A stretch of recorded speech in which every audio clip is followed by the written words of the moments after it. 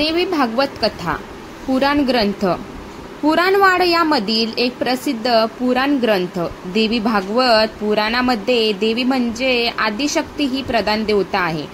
इतर पुराणाप्रमाणेच देवी भागवताची रचना ही वेदव्यासांनी केली असे मानले जाते।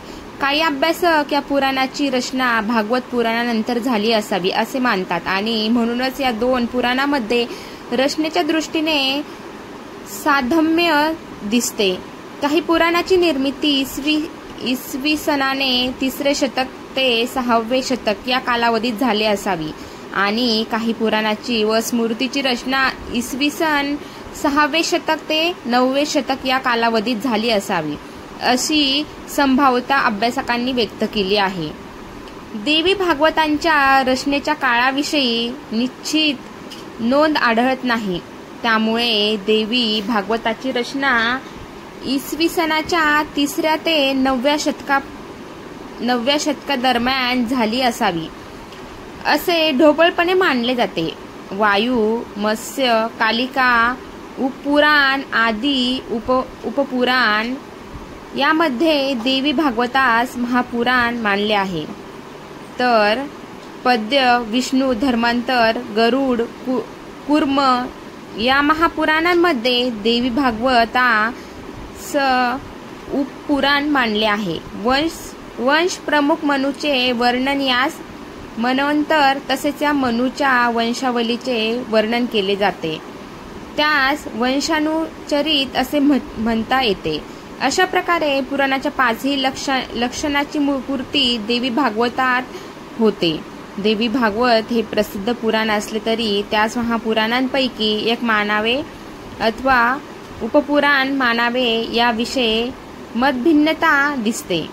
महापुराणांची संख्या 18 मानली जाते आणि त्यामध्ये भागवत पुराणांचा समावेश आहे। भागवत या शब्दातूनच प्रसिद्ध श्रीमद भागवत पुराण सूचित होते असा एक मत प्रवाह दिसतो, ज्यास अधिक मान्यता आहे, तर भागवत या शब्दातूनच देवी भागवताचा निर्देश होतो असे एक मत आहे।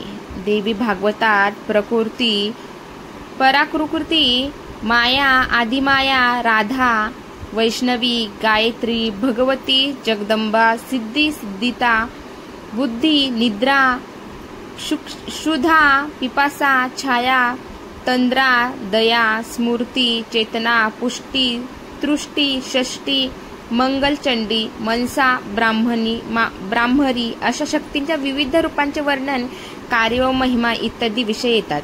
ब्रह्मा, विष्णू आणि शिव या अनुक्रमे सत्व, रज, तम या सत्वाचे प्रतिनिधित्व करणाऱ्या देवांचे अनुक्रमे सरस्वती, लक्ष्मी आणि काली या शक्तीच्या लीलाचे वर्णन देवी भागवतात दिसते।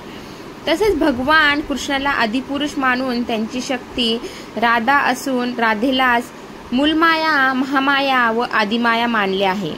याबरोबरच नारदाचा व्यासांना देवीच्या उपासनेसाठी उपदेश, सुखदेव कौरव पांडव कथा, सर्पयज्ञ, देवी महात्मा, विश्वामित्र व वरिष्ठांची कथा, नवरात्र व्रत, दिती आदिती, नरनारायण व इंद्रदेव, देवदैत्य युद्ध व दैत्यांचे देवीने केलेले निराकरण, विष्णूचे अवतार, कृष्णावतार, महिषासूर, रक्तबीज, देवीचे दैत्यांशी युद्ध, देवी पूजा व विधान, व्यास नारद संवाद, वृत्रासुरांची, हैद्र वंशातील राजाच्या, चेवन ऋषींची, हरिश्चंद्राची अशा कथा, देवींची सिद्धी पीठस्थाने, देवीचे विराट रूप, देवीची तीर्थे, व्रते, उत्साह, पूजा, भूमंडल विस्तार, पाताळाचे व नरकाचे प्रकार, पृथ्वीगंगा व तुलसी यांच्या उत्पत्तीची कथा,